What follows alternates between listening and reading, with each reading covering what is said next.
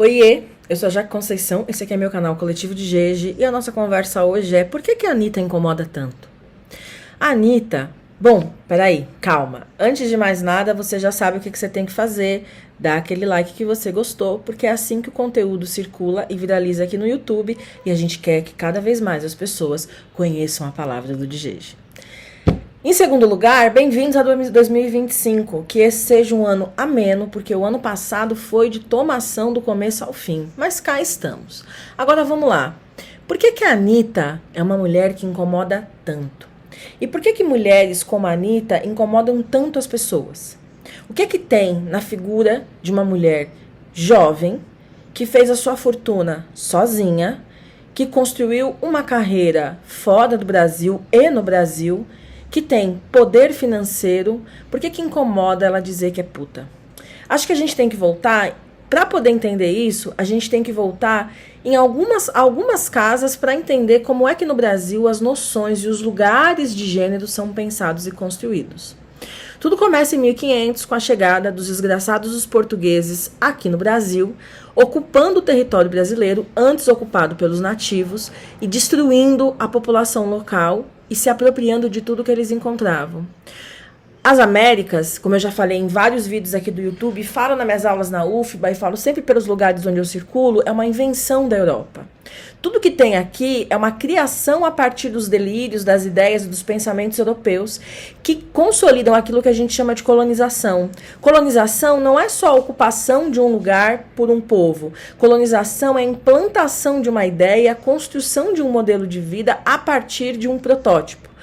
As Américas foi o primeiro grande empreendimento, a primeira startup europeia criada aqui para ser devastada, destruída e apropriada pelos portugueses.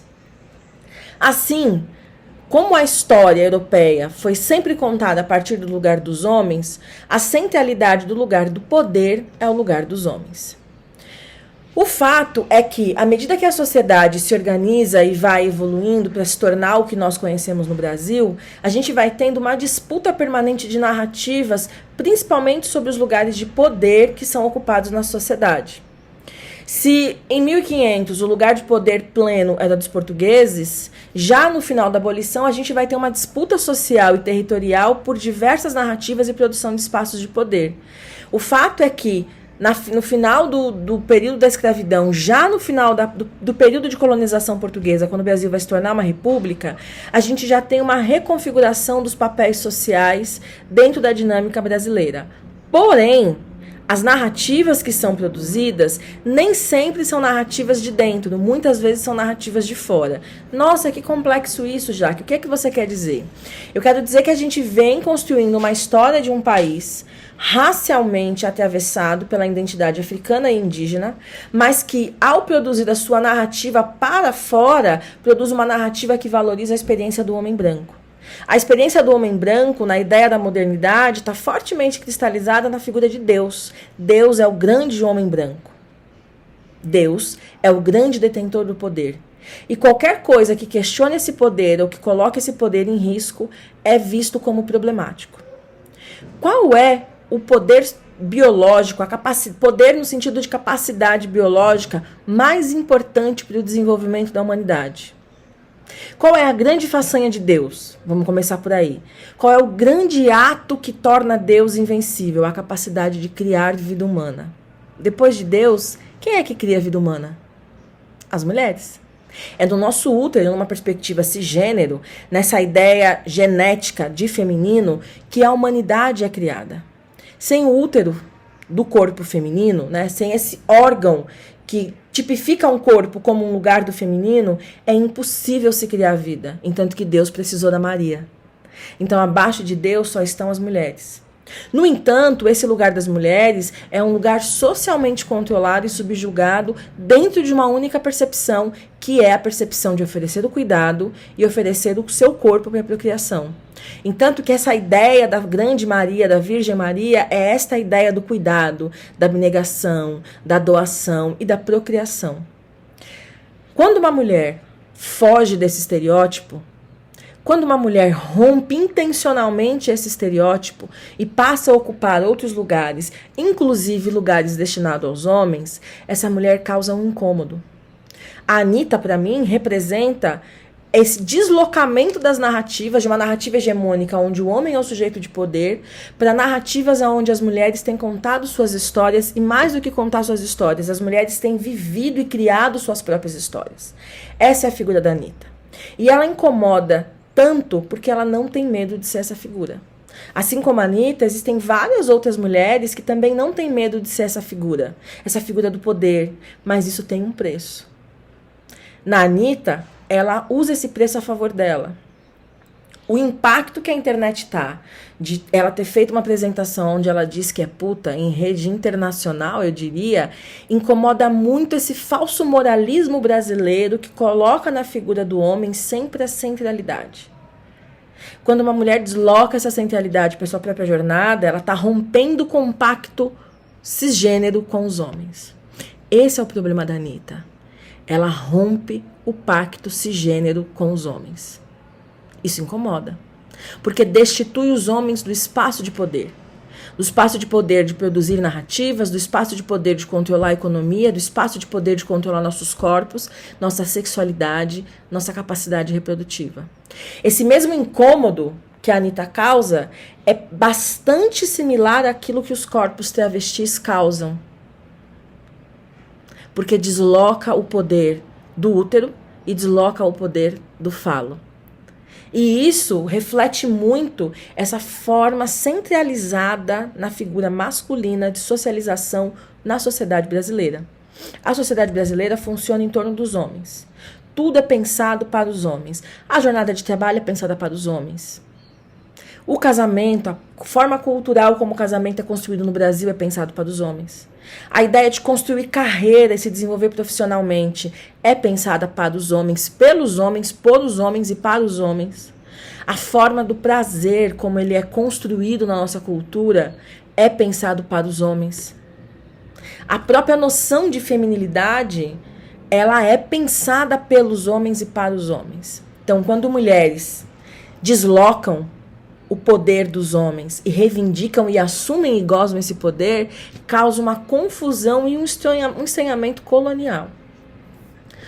Tem um texto antigo, da época da Revolução Russa, de uma escritora chamada Alexandra Kollontai, que chama Nova Moral Sexual, que eu vou procurar o link desse texto e vou deixar para vocês aqui na descrição do vídeo, para quem quiser acessar e ler esse texto, que ela vai dizer e vai problematizar exatamente o seguinte. Quando a gente está pensando, né, o capitalismo, ele vai basear a sua forma de funcionamento no pilar da propriedade privada.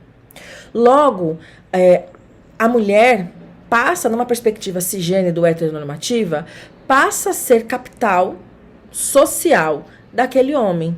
Então, a sua vida, a sua experiência de vida, ela vai ser toda pensada e moldada para aquele homem, para satisfazer as necessidades daquele homem. Com a Revolução Russa e o rompimento da propriedade privada, porque o que caracteriza uma revolução comunista de um modo de produção capitalista é a expropriação dos meios de propriedade privada, ninguém mais detém os meios de produção, ninguém mais detém propriedade privada, tudo pertence à sociedade e é gerido pelo Estado. Com a Revolução Russa aconteceu, viu? Aconteceu, entrou em curso, teve a destituição do poder capitalista na Rússia, mas isso é uma conversa para outro vídeo. Com a mudança do modo de produção da propriedade privada para o modo de produção comunitário, baseado na experiência do socialismo, a Alexandra Kollontai vai dizer que é preciso repensar a forma como a gente tem construído a nossa sexualidade. Porque a nossa sexualidade ela é construída para fins reprodutivos ou para fins de controle do mundo masculino.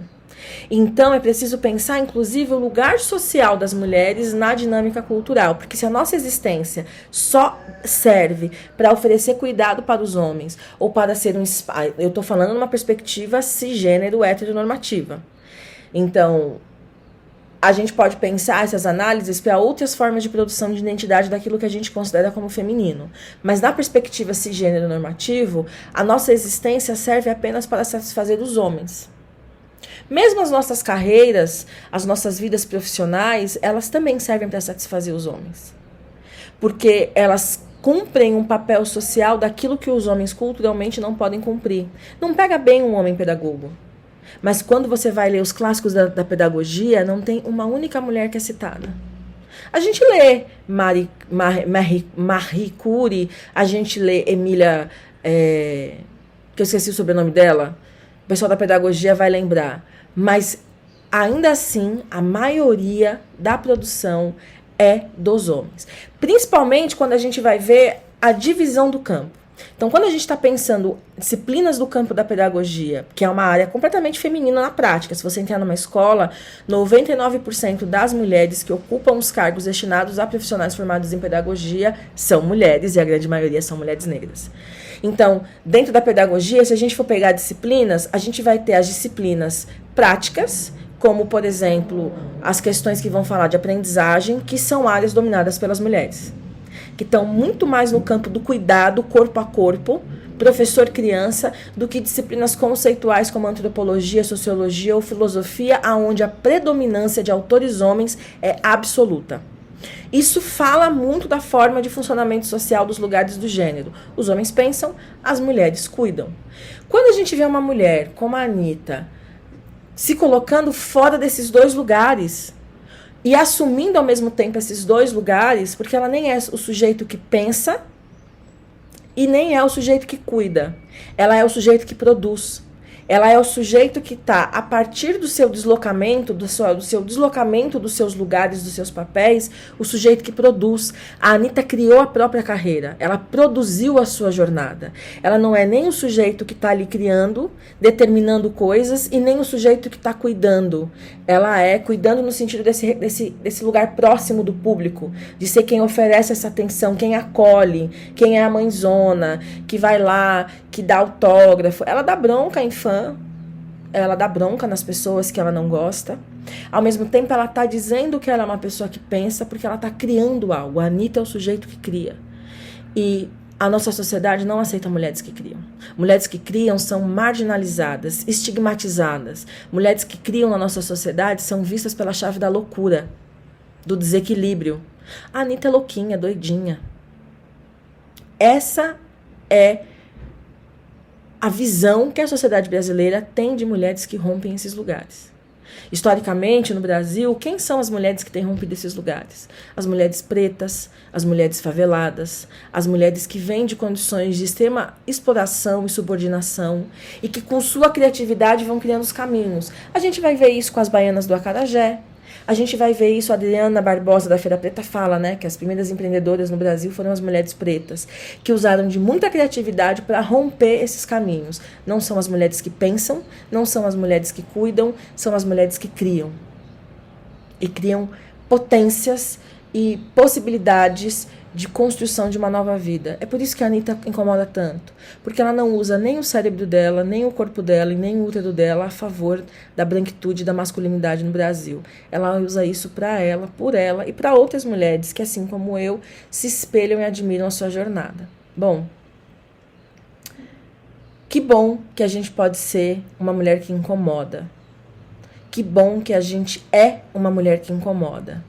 Assim como a Anitta, eu sigo bem puta para 2025. Porque no Brasil, puta é a mulher que ninguém quer, mas é aquela que os homens pagam para ter. Você já sabe o que tem que fazer agora, não é mesmo? Você curte esse vídeo, compartilha, manda para sua rede. Se você não é inscrito no canal, vai lá e se inscreve, deixa o seu comentário. Tudo isso é importante para que eu possa continuar aqui, para que você possa continuar aí e para que essa rede dê visibilidade para esse vídeo. Te convido a ser uma pessoa apoiadora do canal e acessar muito conteúdo exclusivo ou só apoiar o canal. Os apoios começam a partir de R$ 1,99. Isso é importante para mim. Ou você pode fazer um apoio pela chave Pix que está aqui embaixo no vídeo. Isso também é muito importante. Criar conteúdo é muito trabalhoso, então todo o apoio, assistindo o vídeo, apoiando o canal ou fazendo uma doação via Pix é fundamental. A gente se vê em breve.